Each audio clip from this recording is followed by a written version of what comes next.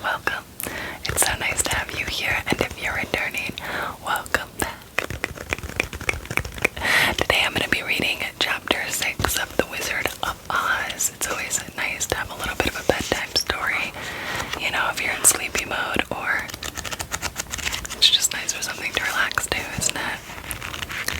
I did read chapter 5 last month, and it was a nice setup for spooky season. However, I didn't ever know how the Tin Man lost his limbs, and I think I could have gone the rest of my life without knowing. It was just a bit morbid, to be fair, and I'm really hoping that the Cowardly Lion story is a bit more tame. So let's find out, shall we?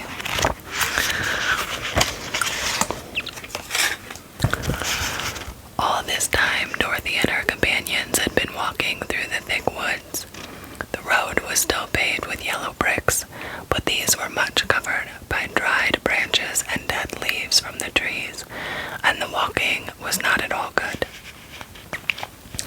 There were few birds in this part of the forest, for birds love the open country where there is plenty of sunshine, but now and then there came a deep growl from some wild animal hidden among the trees. This sound made the little girl's heart beat fast, for she did not know what made them, but Toto knew, and he walked close to Dorothy's side and did not even bark in return. "How long will it be," the child asked of the Tin Woodman, "before we are out of the forest?" "I cannot tell," was the answer, "for I have never been to the Emerald City, but my father went there once when I was a boy, and he said it was a long journey through a dangerous country. Although nearer to the city where Oz dwells, the country is beautiful.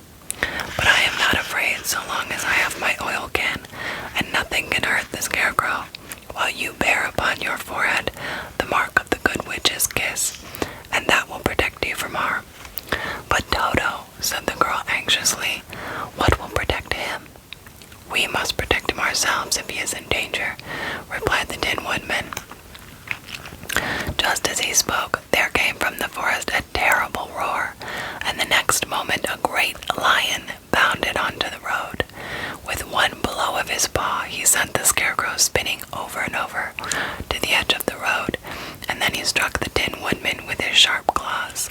But to the lion's surprise, he could make no impression on the tin, although the woodman fell over in the road and lay still.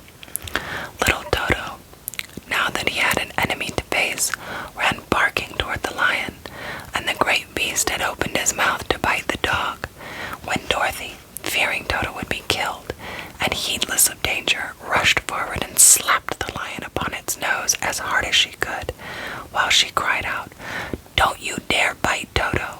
You ought to be ashamed of yourself, a big beast like you to bite a poor little dog." "I didn't bite him," said the lion as he rubbed his nose with his paw where Dorothy had hit it. "No, but you tried to," she retorted. "You are nothing but a big coward." "I know it," said the lion, hanging his head in shame. "I've always known it, but how can I help it? I don't know, I'm sure. To think of you striking a stuffed man like the poor Scarecrow." "Is he stuffed?" asked the lion in surprise as he watched her pick up the Scarecrow and set him upon his feet while she patted him into shape again. "Of course he's stuffed," replied Dorothy, who was still angry. "That's why he went over so easily," remarked the lion. "It astonished me to see him whirl around so. Is the other one stuffed also?" "No," said Dorothy.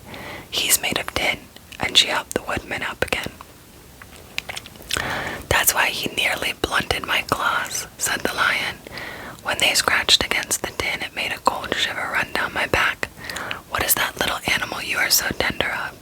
"He is my dog, Toto," answered Dorothy. "Is he made of tin or stuffed?" asked the lion. "Neither. He's a meat dog," said the girl. "Oh, he's a curious animal and seems remarkably small. Now that I look at him, no one would think of biting such a little thing except a coward like me," continued the lion sadly. "What makes you a coward?" asked Dorothy, looking at the great beast in he was as big as a small horse. Got a picture for you.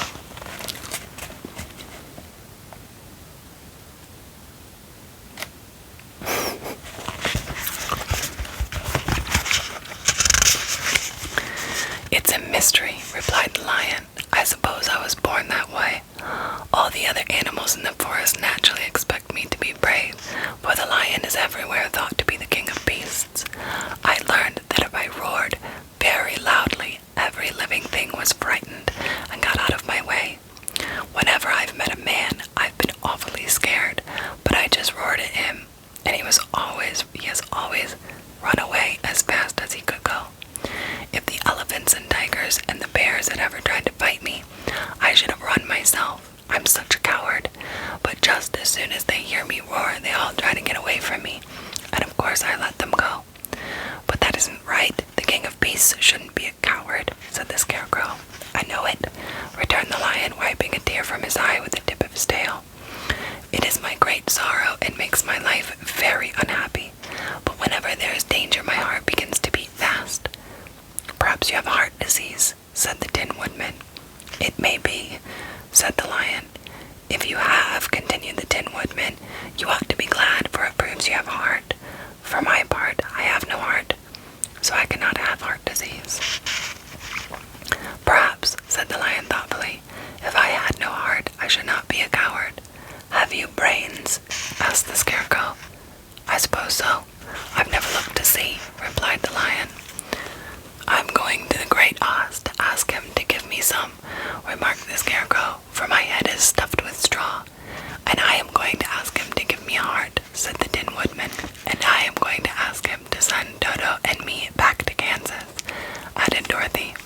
Do you think Oz could give me courage? Asked the cowardly lion. Just as easily as he could give me brains, said the scarecrow. Or give me a heart, said the Tin Woodman. Or send me back to Kansas, said Dorothy. Then, if you don't mind, I'll go with you, said the lion, for my life is simply unbearable without a bit of courage.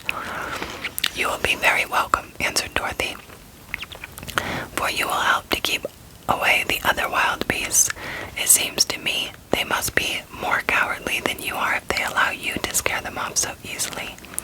They really are, said the lion, but that doesn't make me any braver, and as long as I know myself to be a coward, I will be unhappy. So once more the little company set off upon the journey, the lion walking with stately strides at Dorothy's side. Dodo did not approve this new comrade at first, for he could not forget how nearly he had been crushed between the lion's great jaws. But after a time he became more at ease, and presently Dodo and the cowardly lion had grown to be good friends. During the rest of that day, there was no other adventure to mar the peace of their journey. Once, indeed, the Tin Woodman stepped upon a beetle that was crawling along the road, and killed the poor little thing. This made the Tin Woodman very unhappy, for he was always careful not to hurt any living creature, and as he walked along he wept several tears of sorrow and regret. These tears ran slowly down his face and over the hinges of his jaw, where they rusted. When Dorothy presently asked him a question, the Tin Woodman could not open his mouth, for his jaws were tightly rusted together. He became greatly frightened at this, and made many motions to Dorothy to relieve him, but she could not understand. The lion was also puzzled to know what was wrong, but the scarecrow seized the oil can from Dorothy's basket, and oiled the woodman's jaws, so that after a few moments he could talk as well as before. This will serve me a lesson, said he, to look where I step, for if I should kill another bug or beetle, I should surely cry again, and crying rusts my jaws so that I cannot speak.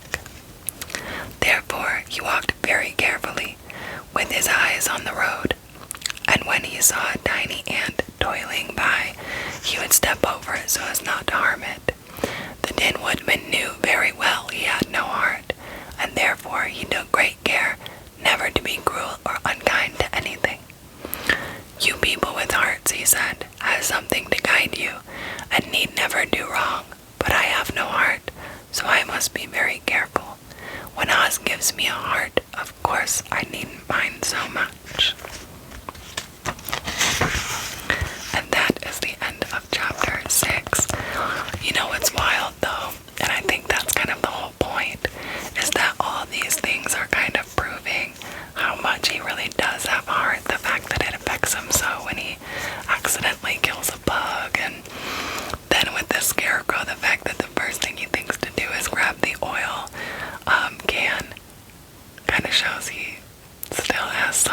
semblance of a brain, right?